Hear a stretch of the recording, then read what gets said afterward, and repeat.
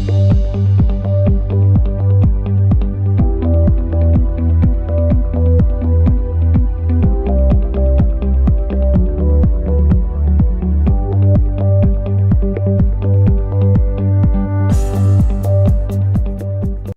मनीष मेहता सुरेंद्र नगर एसयूरिटी hallmark centre से आज का ये सेशन लीड करूंगा। गुजरात चैप्टर में मैं खजांची भी हूँ अभी। तो ये मेरी इंट्रोडक्शन है ब्रीफ। तो आज का जो सेशन है हमारा सैम्पलिंग सेक्शन में हमें क्या करना चाहिए और क्या नहीं करना चाहिए उसके बारे में है। सैम्पलिंग सेक्शन हमारा इसलिए इम्पोर्टेंट है कि इस सेक्शन से ही हमारे पूरे जो हमारा सेंटर है हॉलमार्किंग सेंटर, उसका जो भी रिजल्ट आता है सैम्पलिंग के बाद, तो वो बहुत इम्पोर्टेंट है कि सैम्पलिंग अगर ढंग से नहीं होता है तो हमारा रिजल्ट भी ढंग का नहीं आएगा और उसमें हम फेल हो सकते हैं। तो ये बहुत ही इम्पोर्टेंट है सैम्पलिंग करना, तो ये बहुत ध्यान से आप सुनिएगा।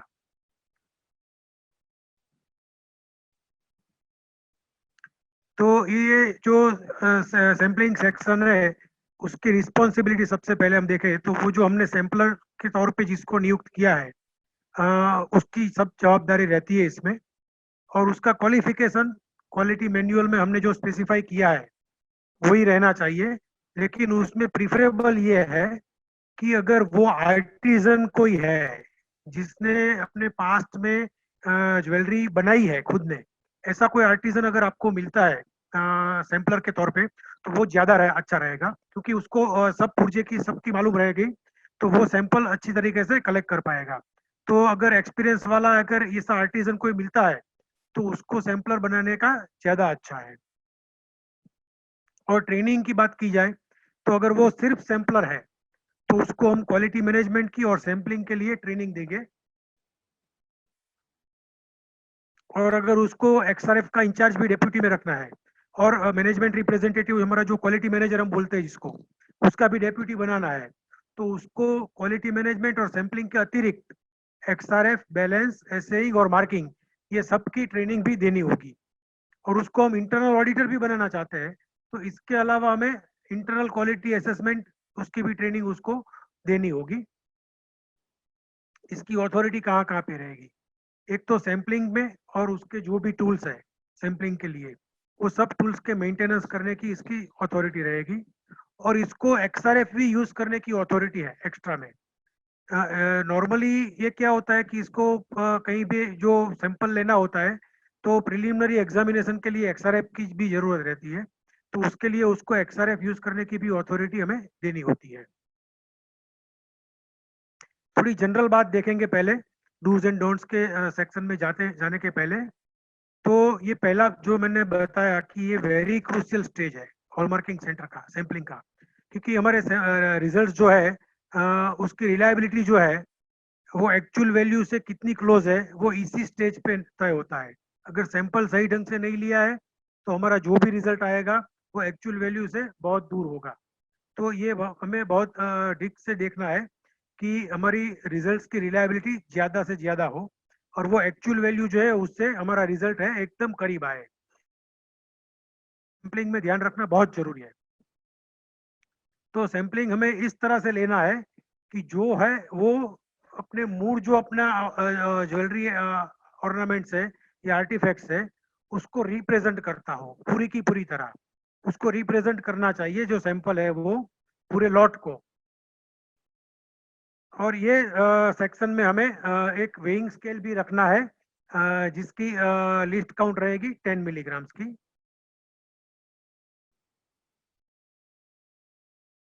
और दूसरी इसकी रिक्वायरमेंट है कि सैंपल का जो टेबल है वो जमीन पे बैठना चाहिए।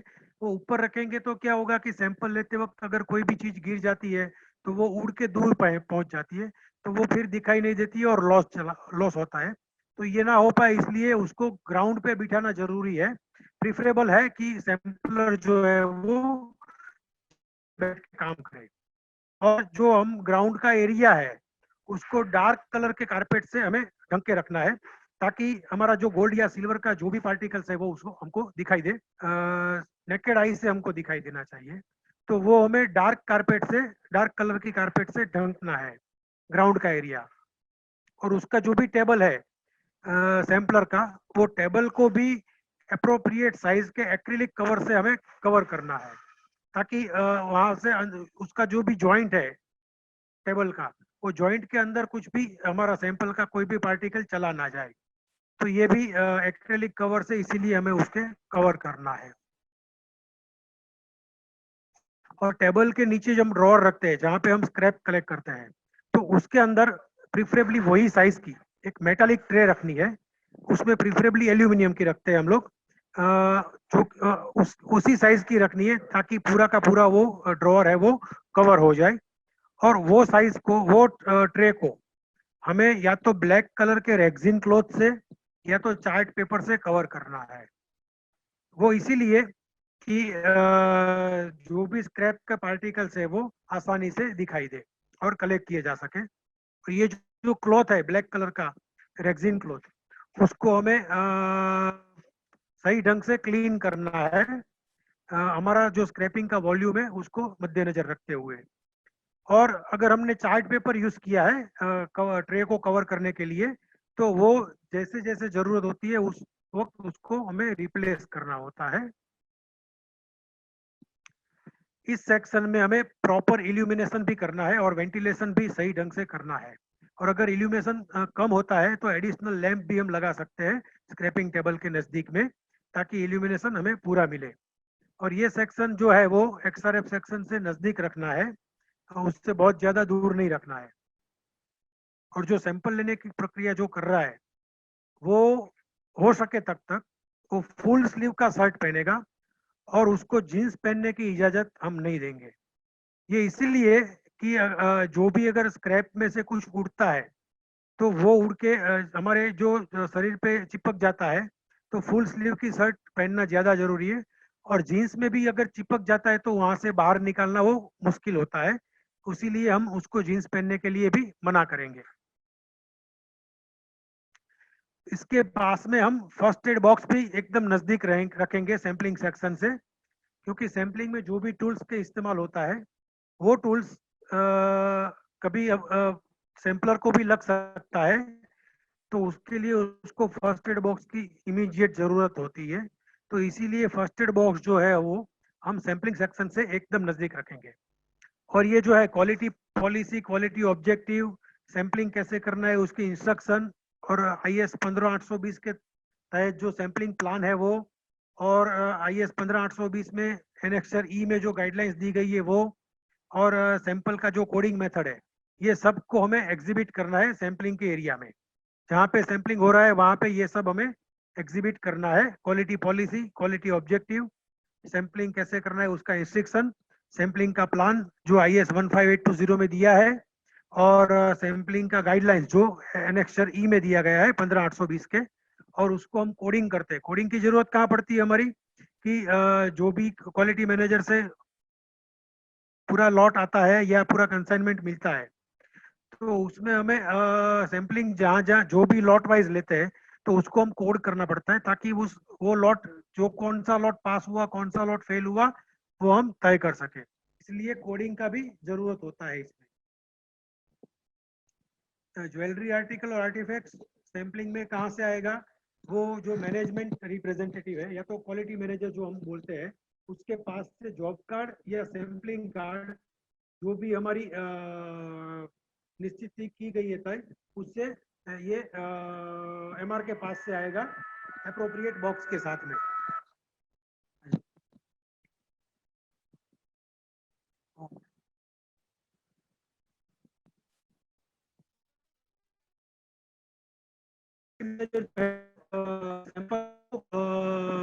सैंपलर को एक बॉक्स देगा, बॉक्स के अंदर उसने जॉब कार्ड या सैंपलिंग कार्ड भी रखा होगा, और इस तरह से ये ज्वेलरी आर्टिफैक्ट्स और आर्टिकल्स है वो सैंपलर के पास आएगा। अभी हमारा डूज, हमें क्या क्या करना है क्या नहीं करना है, इसके बारे में जो करना है उसके पहले ही चर्चा करेंगे, और बाकी की बाद में। तो हमें पहले ये देखना है कि जो सैंपलिंग का जो हमारा सेक्शन है वहाँ पे ये सब टूल्स जो है वो अवेलेबल है कि नहीं।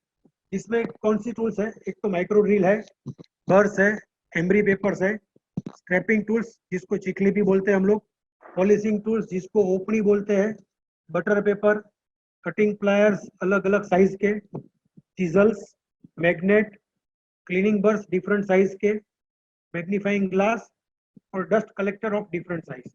ये सब सैंपलिंग चालू करने के पहले हमें देखना है कि अवेलेबल है कि नहीं, और ये सब हमें इस तरह से रखने हैं कि रेडी टू यूज, जब भी जरूरत पड़े सीधा हम यूज करने चले जाए।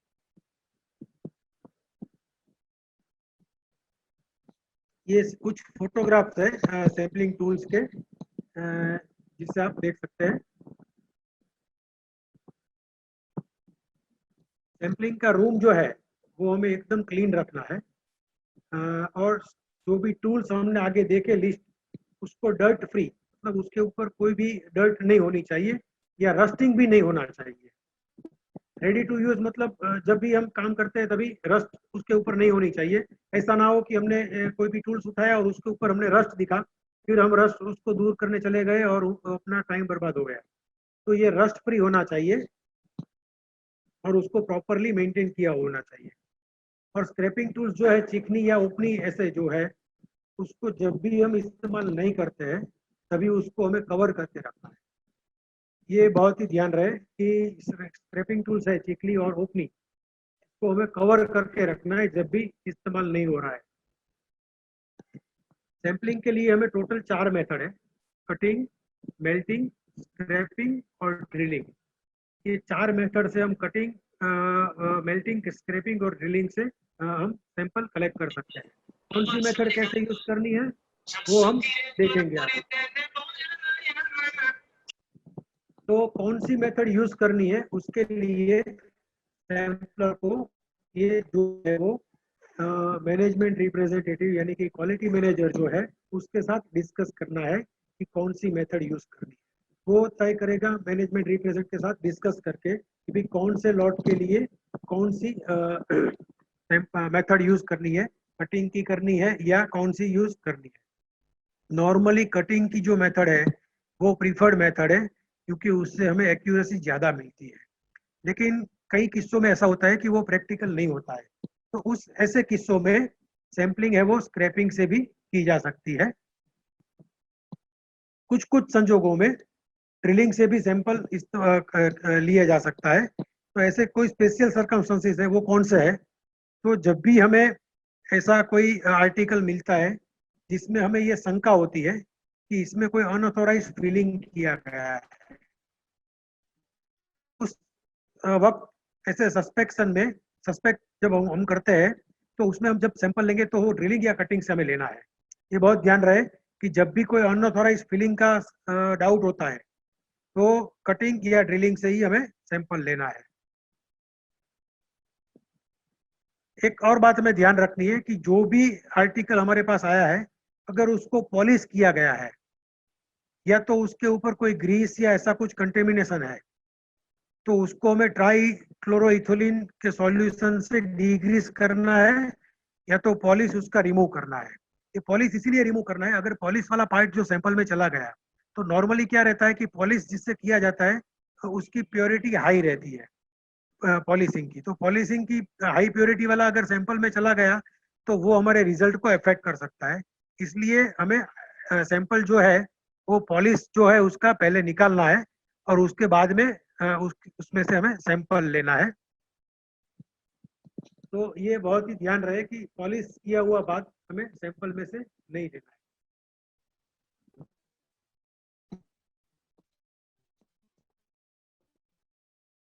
फिर जो भी हमारा लॉट है उसमें से हम कितनी आइटम लेंगे, वो टेस्टिंग के लिए सफिशियंट होनी चाहिए ताकि जो पूरा लॉट है उसकी होमोजेनिटी एस्टेब्लिश हो सके। मतलब एक लॉट है उसमें से समझो हमने एक ही लिया सैंपल, तो वो नंबर ऑफ आइटम है वो कम रहेगा, तो और पूरा लॉट है वो उसकी होमोजेनिटी ढंग से नहीं आएगी। समझो लॉट में हमको 20 रिंग आई है जेंट्स की, और उसमें से 10 रिंग है वो कास्टिंग की है और 10 रिंग है वो हैंडमेड की है। तो उसमें क्या होगा कि हम एक ही सैंपल लेंगे तो वो नहीं ठीक रहेगा, क्योंकि उसमें होमोजेनिटी का प्रॉब्लम आएगा पूरे लॉट की। तो उसमें हमें कास्टिंग का भी एक पीस लेना है और हैंडमेड का भी एक पीस लेना है, दोनों में से हमें सैंपल कलेक्ट करना है। ताकि पूरे लॉट जो है पूरा वो लॉट की होमोजेनिटी बरकरार रहे, वो हम एस्टेब्लिश कर सके। ये जो नंबर ऑफ आर्टिकल हम सिलेक्ट करते हैं सैंपलिंग के लिए, तो वो कौन कौन से सर्कमस्टेंसेस पे डिपेंड करते हैं वो हम देखते हैं। कि अगर पूरा लॉट समझो 20 रिंग या 50 रिंग आई है, 50 की 50 कास्टिंग की है, पूरा लॉट आइडेंटिकल है और होमोजीनियस भी है, तो उसमें हम एक या उससे ज्यादा आर्टिकल रैंडमली सिलेक्ट कर सकते हैं लॉट में से, और फिर उसको हम अलग से सैंपलिंग करेंगे। अगर सोल्डर की हुई आइटम है, इसमें सोल्डरिंग किया गया है, कास्टिंग का नहीं है, तो उसमें हमको जो सैंपल लेने हैं वो उसकी बॉडी में से हर एक भाग में से लेने हैं जहाँ पे शोल्डर जॉइंट है उसको भी इंक्लूड करना है, और बॉडी का दूसरा पार्ट है जहाँ पे शोल्डर जॉइंट नहीं है उसको भी इंक्लूड करना है, वहाँ सब जगह से सैंपल लेने हैं। और non homogeneous item, non homogeneous का यहाँ पे मतलब है कि एक आइटम में अलग अलग पार्ट्स है, होमोजीनियस तो होगी ही होगी, सब पार्ट्स उसके होमोजीनियस हमने एक्सआरएफ से भी चेक किए हैं, तो वो होमोजीनियस तो होगा ही होगा। तो नॉन होमोजीनियस का यहाँ पे मतलब ये है कि अलग अलग पार्ट्स है। जैसे कि नेकलेस, नेकलेस में क्या होता है, वो टीका जैसा कोई अलग अलग पार्टिकल्स रहते हैं, उसकी चेन रहती है अलग, तो सब अलग अलग पीस रहते हैं, तो उसमें हमें जो सैंपल लेना है वो स्क्रैपिंग या कटिंग से लेना है। तो स्क्रैपिंग हम कहाँ पे करेंगे, तो अलग अलग पार्ट्स जो है उसके वो सबका स्क्रैपिंग करेंगे, और उसमें शोल्डर जॉइंट भी जहाँ पे रहता है वहां से भी हम स्क्रैप करेंगे, और या तो उसको कट करेंगे। In some cases, it may be preferable to sample greater number of articles and group the samples together. कई कई किस्सों में ये प्रेफरेबल रहता है कि ज्यादा नंबर ऑफ आर्टिकल्स हम सिलेक्ट करें और उसको एक ग्रुप बना के उसका सैम्पलिंग साथ में दें। जैसे कि समझो हैंडमेड रिंग्स है, तो उसमें अलग अलग डिजाइन की रहती है, तो उसमें से हम 5-6 रिंग सिलेक्ट करेंगे उसके अलग अलग पार्ट में से, और उसका पूरा एक ग्रुप बनाएंगे जो कि पूरे लॉट को रिप्रेजेंट करता है। तो वो पूरा ग्रुप है, वो उसका एक सैंपल बनेगा, उसका एक ऐसे होगा। तो ये हम ज्यादा पीस लेंगे और उसमें से उसको ग्रुप बनाएंगे सैंपल के लिए। When an article selected for sampling is made of several parts, each of the part, ये तो जो नेकलेस में हमने बताया आपको वही है कि जैसे अलग अलग पार्ट्स के बने हुए हैं सैंपल, तो उसको हर एक पार्ट जहाँ पे भी संभव है प्रैक्टिकल है तो वो पूरा उसका सैंपल लेंगे आप। आगे भी हमने देखा कि जैसे होलो आइटम है, अनऑथोराइज फिलिंग का जो हमने देखा, उसी तरह अगर होलो आइटम है तो होलो आइटम में भी हमें कटिंग या मेल्टिंग करना है या ड्रिलिंग करना है। और ड्रिलिंग भी कैसे करना है, ड्रिलिंग या स्क्रैपिंग करेंगे तो अंदर से और बाहर से दोनों जगह से करना है। होलो आइटम में दोनों साइड से सैंपल लेने हैं, अंदर से या बाहर से।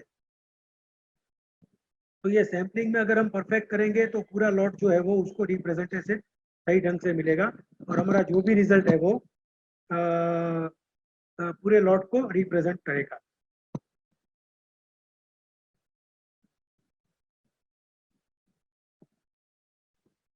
Experience of the likely variation in fineness within a lot and the extent to which the articles may be damaged by sampling will be deciding factor. और ये सब में हमें ये भी ध्यान रखना है कि आर्टिकल्स को डैमेज होता है कि नहीं होता है, तो सैम्पलिंग में हमें ये भी, ये it is one of the deciding factor.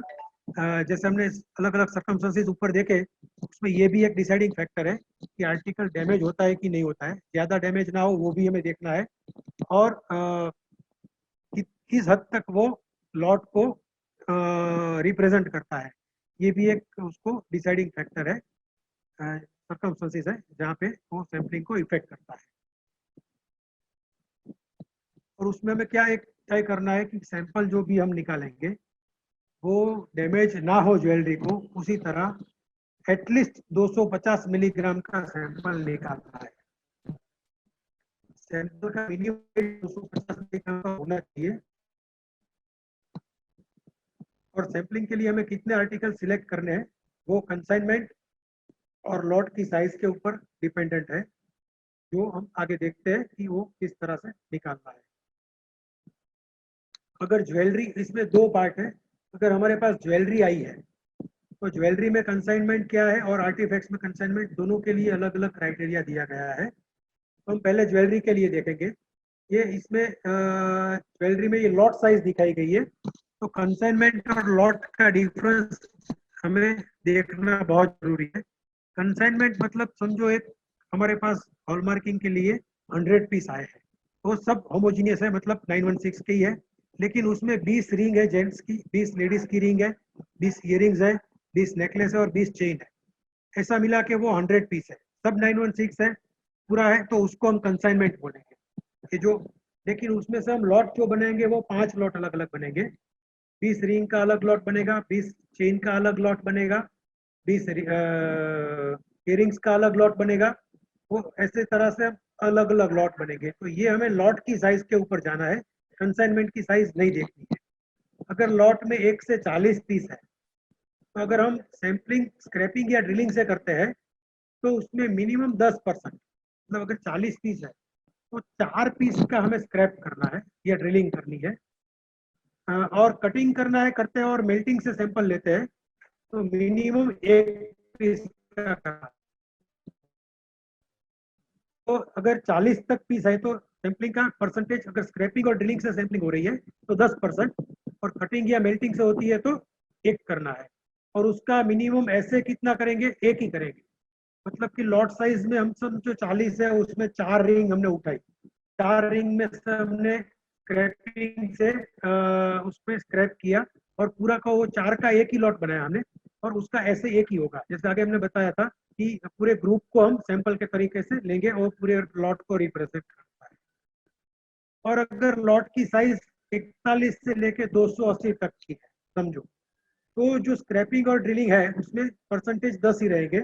लेकिन कटिंग और मेल्टिंग में हमें 40 के उपरांत जो भी अगले 60 पीस है, फॉर एवरी 60 पीस एक एडिशनल कट करना है या एडिशनल बेल्ट करना है। और ऐसे में भी हमें उसी तरह से एक एडिशनल करना है 60 पीस के ऊपर। तो समझो 100 पीस है हमारे पास, तो पहले 40 पीस के लिए एक पीस कट करेंगे, दूसरे 60 पीस के लिए दूसरा एक पीस कट करेंगे या दूसरा एक बेल्ट करेंगे, और दोनों को अलग अलग सैंपल रखेंगे। और वो दो का दो अलग से ऐसे होगा, ऐसा नहीं है कि ऐसे दोनों का मिला के एक ही होगा, उसमें ऐसे दो अलग अलग होंगे। तो ये भी हमें तय करना है कि समझो 100 पीस है तो उसमें 2 पीस कट होंगे या 2 मेल्ट होंगे, और उसका ऐसे भी 2 होगा। अगर 281 से ज्यादा है तो स्क्रैपिंग और ड्रिलिंग के लिए तो हमें 10 ही करना है। तो अगर 10% हम स्क्रैपिंग करते हैं तो समझो 160 पीस है, तो हम क्या करेंगे, पहले एक 40 पीस का एक लॉट बनाएंगे, उसमें से 10% निकाला, 4 रिंग निकाल ली। दूसरा 60 पीस है तो उसका एक दूसरा लॉट बनाया, उसमें से 10% मतलब 6 पीस और निकाला, उसमें से हमने स्क्रैप किया। फिर अगले 60 पीस है, तो उसमें से हमने फिर से 6 पीस निकाला, उसका तीसरा लॉट बनाया, उसको हमने तीसरी बार उसमें से 250 मिलीग्राम अलग से निकाला। और ये ऐसे हमारे 3 सैंपल तैयार हो गए। इसी तरह अगर 280 के ऊपर जाता है हमारा लॉट साइज, तो उसमें फिर 280 के ऊपर जो भी है, ऊपर हमने जो भी देखे 41 से 280 तक, उसके उपरांत अतिरिक्त एवरी 100 पीस पे एक और एडिशनल कट करना है और मेल्ट करना है। और उसी तरह ऐसे भी उसके अलग होंगे, एक एडिशनल ऐसे होगा सबके लिए 281 से ऊपर जो है उसमें एवरी 100 के लिए एक अलग से होगा ऐसे, और कटिंग और मेल्टिंग दोनों। उसी तरह अगर आर्टिफैक्ट्स हमारे पास आते हैं, देखिए शिल्प कृति जिसको बोलते हैं हम लोग, अगर शिल्प कृति आती है तो उसमें अगर 1 से 500 तक का एक किया गया है, तो उसमें हमें स्क्रैपिंग और डीलिंग नहीं करना है, उसमें हमें कटिंग या मेल्टिंग ही करना है। और अब 100 पीस के लिए एक पीस को कट करना है और मेल्ट करना है। समझो 500 तक है तो 5 को करना है, और उसका ऐसे भी 5 का अलग अलग होगा, फॉर एवरी 100 एक एक ऐसे अलग करना है। तो समझो 250 पीस है तो हमें 3 सैंपल निकालने हैं, और 3 सैंपल को कट करके मेल्ट करना है, और 3 सैंपल का 3 ऐसे अलग अलग से करना है। और उसी तरह हम पूरे लॉट को उसको रिप्रेजेंट करवाएंगे। और अगर 501 से ज्यादा है शिल्प कृति, तो 501 के ऊपर जो भी है उसमें फॉर एवरी 250 पीसीस एक एडिशनल कर रहा है, मतलब 650 है तो 500 के लिए 5, और 500 के ऊपर जो है वो 150 के लिए हमें एक और लेना है, मतलब 750 तक और एक लेना है। और मतलब इस तरह से हो गया 6 पीस, 6 पीस का हमें कटिंग करना है, मेल्टिंग करना है, और ऐसे भी उसके 6 होंगे। और ये जो भी हम आर्टिकल सिलेक्ट करते हैं सैम्पलिंग के लिए, समझो हमने 4 रिंग या 6 रिंग सिलेक्ट की आर्टिकल स्क्रैपिंग के लिए, सैम्पलिंग के लिए, तो उसका पहले हमें वेट करना है, स्क्रैप करने से पहले या मेल्ट करने से पहले, या उसको ड्रिल करने से पहले उसका वेट करके उसको नोट डाउन करना है। वो वेट एक जगह से के लिख के रखना है, और सैम्पलिंग इस तरह से करना है ताकि उसका पूरा रिप्रेजेंटेशन मिले, पूरी ज्वेलरी का रिप्रेजेंटेशन उसके साथ हो जाए। अ, और पूरा जो स्क्रैप हम निकालते हैं, तो स्क्रैप को जो अलग अलग साइज के ब्रश हमने आगे देखे लिस्ट में, वो ब्रश से पूरा स्क्रैप हमें कलेक्ट करना है। दूसरा, सैंपल का स्क्रैप करने से पहले ऐसा नहीं है कि 2 सैंपल का स्क्रैप कर लिया फिर स्क्रैप कलेक्ट किया। तो डस्ट कलेक्टर जो है हमारा कलेक्टर है, उसमें एक सैंपल का एक लॉट का पहले एक ही स्क्रैप किया, उसका स्क्रैप करके पूरा कलेक्ट कर लिया, और उसके बाद में दूसरे लॉट को हमको हाथ लगाना है, उसके पहले दूसरे लॉट को हाथ नहीं लगाना है। ये ध्यान रहे, एक लॉट को एक बार में स्क्रैप करके फिर दूसरे लॉट को दूसरी बार लेना है। तो ऐसे जो भी लॉट का हमारा स्क्रैप आया, वो हमें बटर पेपर पे बहुत ही ध्यान पूर्वक कलेक्ट करना है, पूरे के पूरे स्क्रैप को। और इस वक्त हमें यह तय करना है कि स्क्रैप का कोई भी पार्टिकल वो उस उसकी सरफेस पे या ब्रश के ऊपर, या तो डस्ट कलेक्टर जो हमारा ड्रॉअर के अंदर है एल्यूमिनियम का, जो हमने प्रिफरेबली बोला था, उसके ऊपर कोई भी पार्टिकल रह ना जाए, छूट ना जाए, वो भी हमें इंश्योर करना है कि ब्रश के ऊपर भी ना रह जाए, डस्ट कलेक्टर की जो हमारी ट्रे है उसमें भी ना रह जाए, और कोई भी सरफेस पे वो ना रह जाए, ये हमें तय करना है। और ये जो स्क्रैप हमने कलेक्ट किया उसको चेक करना है। तो अगर उसमें कोई आयरन पार्टिकल्स नहीं है ना, उसमें कोई भी लोहे का कोई भी पार्टिकल उसमें अगर आ गया है, तो वो हमें मैग्नेट से चेक करना है। मैग्नेट उसके ऊपर घुमा के हमें चेक करना है कि अगर उसमें कोई भी आयरन पार्टिकल है या नहीं है। तो भले बटर का पेपर में कलेक्ट करने से पहले ये तय करना है हमें कि उसमें कुछ आयरन पार्टिकल्स है या नहीं है। तो ऐसे जो भी आयरन पार्टिकल्स है उसको स्क्रैप में से हमें मैग्नेट की यूज से इस्तेमाल करके अलग करना है, और अलग करके फिर उसका प्रॉपर कोडिंग करना है। कोडिंग मतलब क्या है कि आपने जो भी लॉट बनाया, लॉट समझो आपको क्वालिटी मैनेजर ने भी लॉट बना के बोला कि 100 पीस का कंसाइनमेंट है, उसमें से 5 लॉट बनते हैं, तो लॉट समझो क्वालिटी मैनेजर ने ही आपको बना के दिया है। तो उसमें पहला लॉट जो है वो क्वालिटी मैनेजर ने उसको अंदर एक चीट रखा होगा, चीट, तो चीट में आपको देखना है कि उसने क्या कोडिंग किया है, और उसका जो भी सैंपल है उसको आपको एक और अलग से कोड देना है कि ये पहले लॉट का सैंपल है। तो जो कोडिंग की जो सिस्टम है आपकी क्वालिटी मैनेजमेंट सिस्टम में आपने जो एस्टेब्लिश की है प्रोसीजर, उस प्रोसीजर के हिसाब से आपको कोडिंग करना है कि ये जो सैंपल है वो कौन से लॉट को रिप्रेजेंट करता है, ताकि लास्ट में जब कोई भी लॉट अगर फेल होता है तो वो एक ही लॉट रिजेक्ट हो, पूरे कंसाइनमेंट के उसके ऊपर उसका इफेक्ट ना आए। तो ये कोडिंग बहुत ही इंपॉर्टेंट है, जो आपकी क्वालिटी मैनेजमेंट सिस्टम में जो भी डिफाइन किया गया है उस हिसाब से आपको करना है।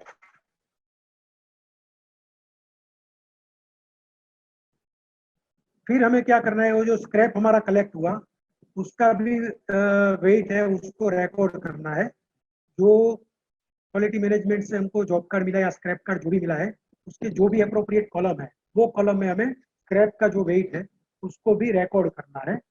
और बाकी की जो हमारी ज्वेलरी आर्टिकल्स हमने स्क्रैप के बाद में जो हमारी पास बचती है, उसका भी वेट हमें टैली करना है कि टोटल वेट जो हमने पहले लिख लिया था उसमें से ये स्क्रैप का वेट हम माइनस करते हैं, तो हमें ये देखना है कि कंसिडरेबल डिफरेंस नहीं है ना, स्क्रैप का वेट उसमें ऐड करते हैं तो वो कंसिडरेबल डिफरेंस नहीं आना चाहिए। अगर डिफरेंस आता है तो उसका मतलब ये है स्क्रैप में कहीं तो भी हमने लॉस किया।